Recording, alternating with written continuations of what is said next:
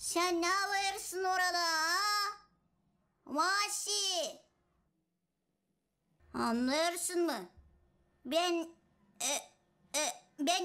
bekçiyim. Beklerim insanların antanalarını çalmasınlar. Beni pek çok yalvardılar. Da ben kayıl oldum.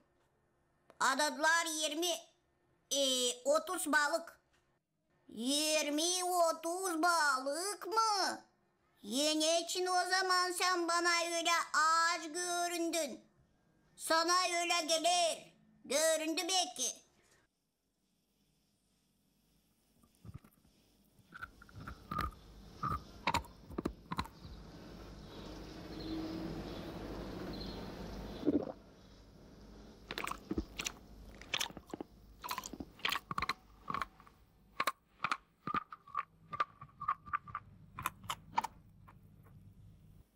Vahşi, hadi in yere. Konuklayacağım seni. Yok nice uğrumu bırakayım. Bizim kedi Vahşi korkan yerden yere inme. Bizim kedi Vahşi korkan yerden yere inme.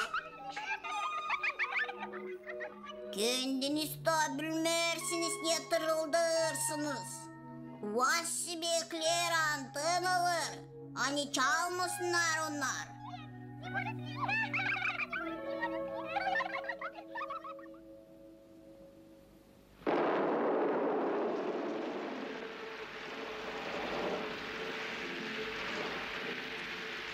Götse yani her bir zorlukta varmış nasıl bulmak olayım. O benim yerimde nasıl yapacağıydı sanki.